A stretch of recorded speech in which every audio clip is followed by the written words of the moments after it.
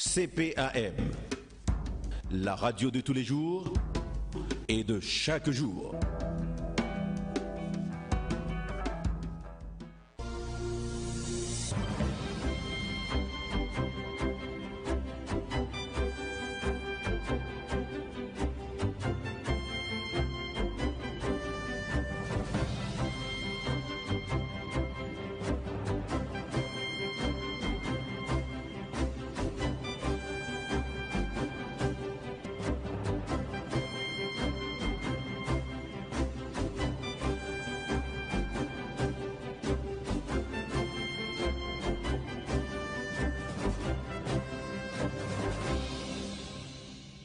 17h33.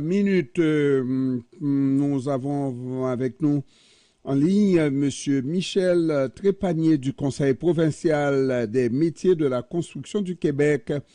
Bon après-midi, M. Trépanier. Bonjour, vous allez bien? Oui, je vais toujours bien, mais quand ça va mal, M. Trépanier. Alors, pour vous, c'est la même chose, j'imagine, M. Trépanier. Exactement, exactement. Bon. Alors, M. Trépanier, est-ce que ça va mal dans la construction ou est-ce que ça va bien dans la construction? Parce qu'on dit au Québec, quand la construction va, tout va. Mais ça ne va pas en apparence. Ben, ça va bien en général. On a beaucoup d'opportunités d'emploi. Présentement, la plus grosse préoccupation qu'on a, puis j'imagine les citoyens du Québec aussi, c'est la même chose, c'est l'accès à la propriété. Il y a plusieurs enjeux, puis présentement, notre grosse préoccupation, c'est le nouveau projet de loi qui va être déposé demain matin à l'Assemblée nationale. On veut s'assurer, puis on a des grosses préoccupations sur le bien-être de nos travailleurs. Fait que ça va bien l'industrie, mais on se doit d'avoir une réflexion plus large, puis on espère que les besoins et les intérêts de nos travailleurs soient pris en compte. Compte tenu des besoins, on parle de pénurie de logements à Montréal et partout dans la province. Et donc, il faut trouver les moyens de réduire les délais de construction. Il faut trouver les moyens de diminuer le coût. Et c'est ce que le projet de loi veut réussir à faire. Est-ce que le Conseil provincial des métiers de la construction est en faveur de ces deux éléments que je viens de noter? Bien, pour nous, on est convaincus qu'on doit construire plus, on doit faire mieux. La problématique par rapport à l'habitation, ça n'a pas un lien direct avec nous, avec les travailleurs directement. L'explosion des coûts, malheureusement, c'est beaucoup par rapport à l'accès au crédit, le coût des matériaux. Mais nous, on est favorable d'avoir une discussion collective par rapport à ça. Mais nos premières préoccupations qu'on a, c'est les solutions qu'on va proposer à partir de demain, c'est d'avoir des meilleures planifications des travaux, une meilleure gestion, puis aussi de s'assurer que nos travailleurs soient mieux formés. Mais on est d'accord de trouver des solutions pour essayer de minimiser les coûts, puis aussi construire plus vite aussi. Est-ce que le gouvernement, en tout cas le ministre en charge, a, avant de présenter son projet, consulté le milieu? Mais le ministre a consulté depuis 1 an sur certaines thématiques. Où est-ce qu'on est préoccupé, le ministre a de l'air à laisser sous-entendre 2 pierres angulaires du projet de loi qui n'aura aucune incidence sur l'accès à la propriété. On parle de la polyvalence des métiers, puis aussi de la mobilité. Puis c'est des éléments qui nous préoccupent beaucoup. Mais oui, il y a eu des consultations. Et bon, donc, quand on regarde la polyvalence, qu'est-ce que ça dérange, la polyvalence? J'aimerais, avant d'aller à la mobilité, regardons la polyvalence. Qu'est-ce que ça dérange qu'un manuel ou, je ne sais pas, un travailleur sur le chantier qui peut monter une porte puisse la démonter, cette même porte? Pourquoi c'est difficile à accepter? Bien, la situation, c'est pas que c'est difficile à accepter, c'est qu'il y a une raison. Pourquoi qu'un charpentier menuisier va monter de la charpente de bois? C'est en lien avec une compétence. Fait que nous, on se base là-dessus. Si le travailleur a une compétence, mais on n'a pas nécessairement d'objection qu'il fasse certaines tâches. Où est-ce qu'on est préoccupé sur la tendance du gouvernement puis des associations patronales, c'est de permettre à tous les employeurs de décider qui peut faire telle et telle tâche en faisant fi de la compétence. Fait que nous, Notre grosse préoccupation, puis le meilleur exemple que je peux donner pour les auditeurs, c'est l'achat d'une maison, c'est l'achat d'une vie. Il faut s'assurer que les travailleurs qui font le carrelage, mais que ça soit du monde qualifié. Celui qui va faire ton électricité, tu t'attends, tu payes en conséquence que ça soit de quelqu'un de qualifié. Puis notre grosse préoccupation présentement, puis on a hâte d'entendre le projet de loi, ça s'en va pas dans ce sens-là.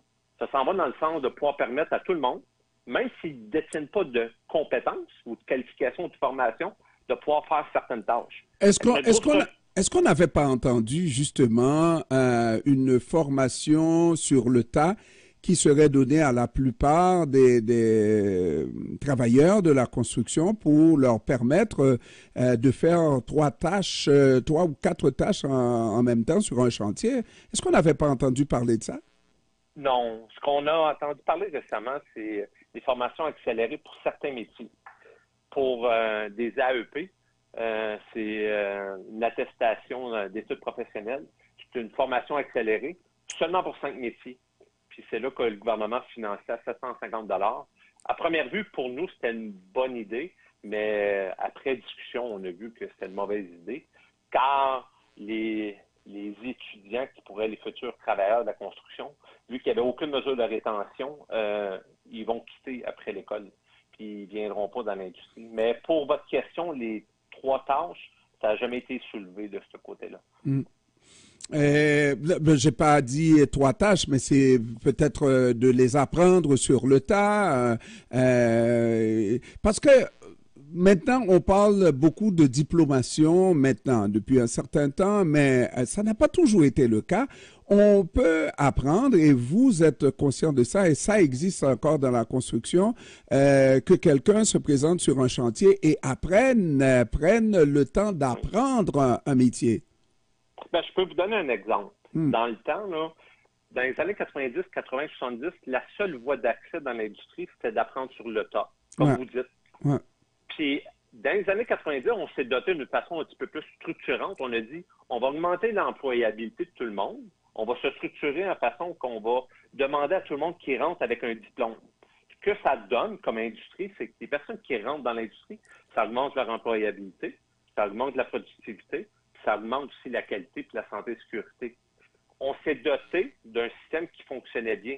On avait un taux de diplomation dans les dernières années d'environ 50 à 60 %. Ça veut dire 60 du monde qui rentrait dans l'industrie il y a 5-6 ans avait un diplôme. Les autres, ils apprenaient sur le tas, comme vous dites.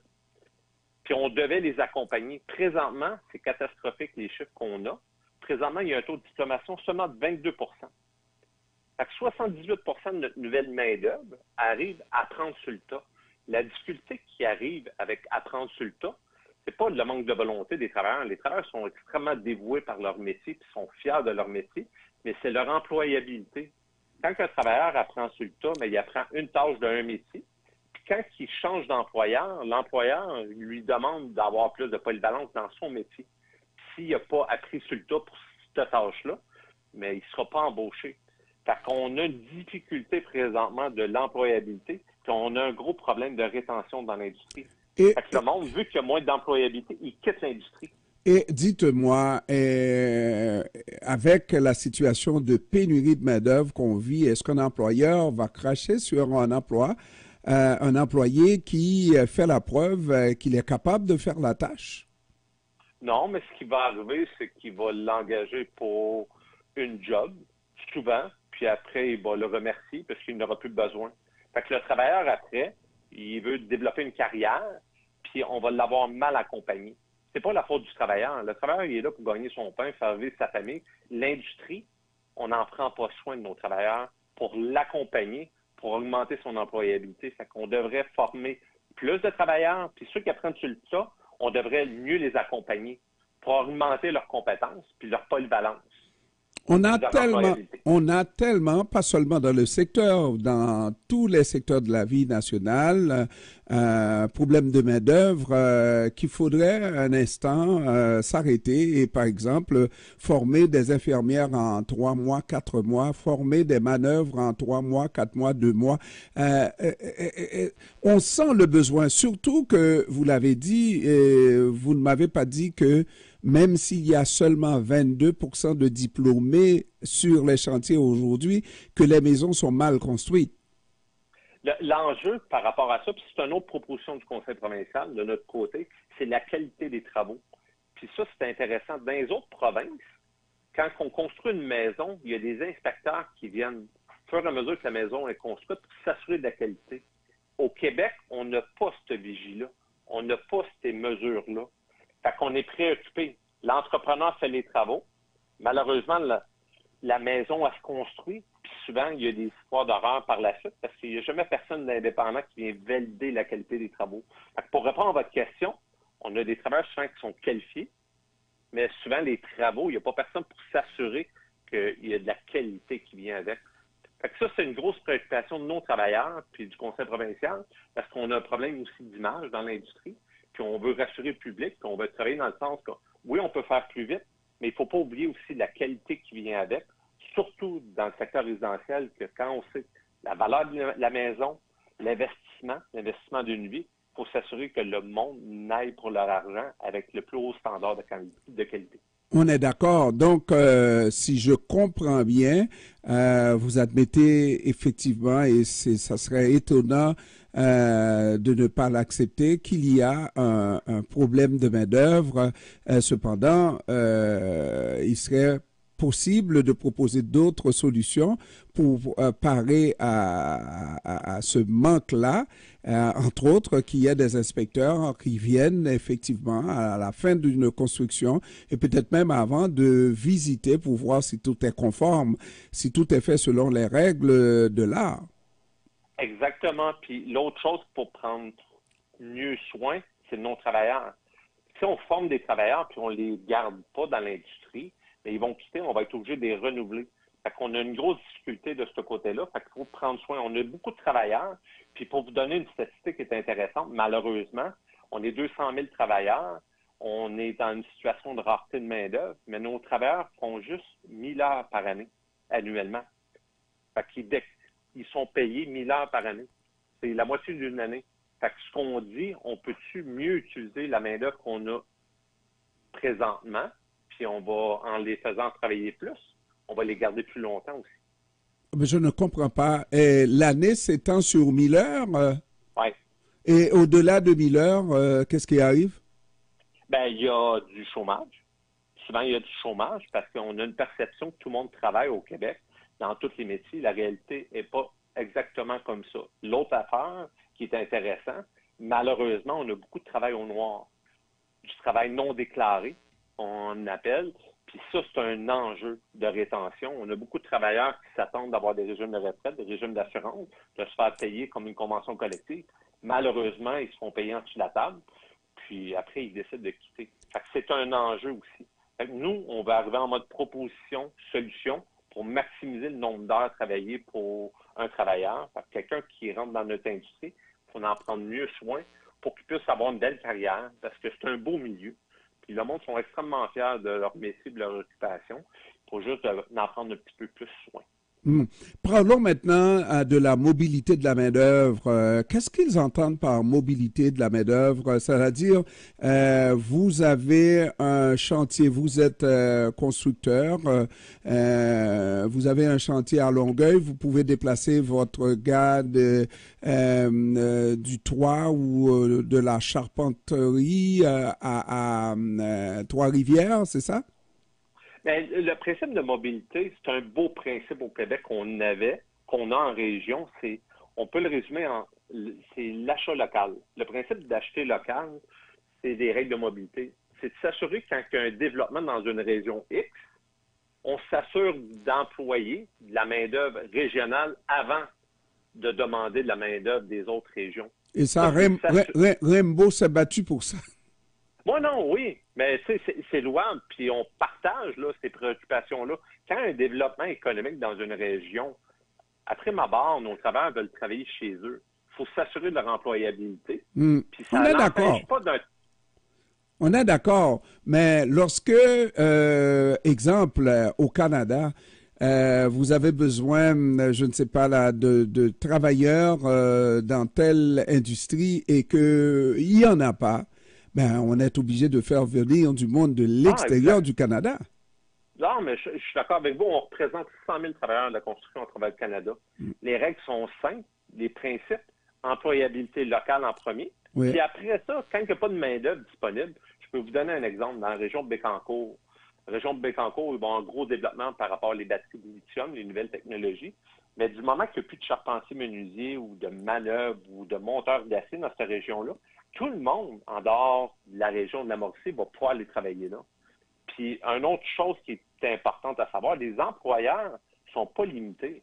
Ils n'ont aucune restriction. Un employeur d'une région peut aller travailler dans une autre région, puis souvent, il peut apporter ses réguliers, des personnes qui sont usuellement sous son emploi, et des règles très permissives. Présentement, ce qui est malheureux, c'est qu'on fait une grosse histoire par rapport à ça. Puis, ça revient au principe de l'achat local, de s'assurer d'un essor économique aussi, de façon régionale. Mais ça brime en rien la possibilité d'emploi par rapport aux autres travailleurs des autres régions. Puis c'est pas discriminatoire, c'est vraiment de s'assurer qu'à première vue, il faut qu'on utilise la main-d'œuvre régionale si on veut garder notre monde dans notre industrie. C'est de la conciliation travail-famille, c'est la pierre angulaire de tous nos travailleurs. Ils veulent travailler près de chez eux, mais il faut s'assurer qu'on leur trouve l'emploi. Fait que c'est sur ce principe-là. Puis là, on est préoccupé parce que le gouvernement veut abolir ça. Puis c'est surprenant parce que le gouvernement, on se dit un gouvernement de région. Puis présentement, on va à l'encontre de ce principe-là. Maintenant, pour le coût de la construction, ça monte en flèche et le temps de le dire, on a un projet de construction, on ne réussit pas à le mettre en branle cette année, mais l'année prochaine, ça risque d'être le prix et demi à ajouter, n'est-ce pas? C'est énorme, ça ne peut pas être seulement. D'ailleurs, on nous dit que les produits de la construction, les matériaux de construction n'ont pas augmenté tellement par rapport à l'inflation, mais il y a d'autres facteurs qui expliquent cette flambée dans la construction. Bien, je peux peut-être résumer. La portion travailleur, souvent le monde peut avoir une perception que les travailleurs gagnent beaucoup plus cher, puis c'est faux. Il n'y a pas eu une explosion du côté du coût de la main-d'œuvre. Le coût de la main-d'œuvre, c'est 2 par année qu'il y a eu une majoration dans les conventions collectives. Fait que d'isoler puis de penser que les travailleurs sont la source de l'explosion des coûts, c'est faux. C'est 2 Où est-ce qu'il y a une difficulté présentement? Les coûts des matériaux, les chiffres qu'on a, c'est beaucoup plus important. L'inflation qu'il y a eu par rapport à ça. Où est-ce qu'on a un autre enjeu aussi, c'est l'octroi des permis et des contrats dans les villes. De plus en plus, il y a des délais par rapport à ça. Puis souvent, aussi, il y a la part, puis ça, on devrait en parler peut-être un petit peu plus, vu qu'il y a une surchauffe, les employeurs sont plus sélectifs aussi sur les contrats. Fait qu'il y a une explosion des coûts, mais c'est non relié avec le coût de la main-d'œuvre. C'est tous des coûts inhérents. Puis un des éléments majeurs, tant qu'à nous, c'est l'accès au crédit. Présentement, malheureusement, il y a beaucoup de jeunes familles qui n'ont plus les fonds nécessaires, ils n'ont pas d'aide pour avoir accès au crédit, puis ils n'ont pas d'accès à la propriété non plus. Fait que ça, c'est un enjeu. Est-ce qu'on devrait revenir à ces programmes qu'on avait pour permettre l'accès à la propriété, une première propriété à tout le monde? Ah oui. Ben, je suis d'accord. Une des choses pour régler, on croit un peu la crise du logement, parce que la crise du logement se fait aussi aux promoteurs. Les promoteurs pour bâtir des condos. Mais présentement, il faudrait peut-être revenir avec le principe des maisons unifamiliales, parce que présentement, pour acheter de quoi? Du locatif, acheter des condos, c'est quasiment impossible présentement. C'est juste en location. Puis les maisons unifamiliales, présentement, pour avoir accès à une maison, première maison, le fonds de mise, c'est quasiment impossible pour une jeune famille. Fait que s'il y avait un support gouvernemental, tant par provincial, fédéral, pour avoir les fonds, les liquidités, pour construire des maisons, mais nous autres, on serait plus qu'heureux. Si nos travailleurs seraient sollicités, puis c'est à nous à s'assurer qu'on a de la main-d'œuvre qualifiée pour suffire à la demande. Monsieur Trépanier, demain, vous allez suivre le projet de loi comme moi à la télévision ou vous serez à Québec? Ah, je suis présentement devant le Parlement à Québec. Je vais être à Québec aussi demain, toute la journée. J'espère qu'on se reparle. Michel Trépanier du Conseil provincial des métiers de la construction du Québec. Je vous remercie d'avoir pris du temps de nous expliquer la chose cet après-midi. Merci à vous. Bonne soirée. Merci. Bonne soirée à vous aussi.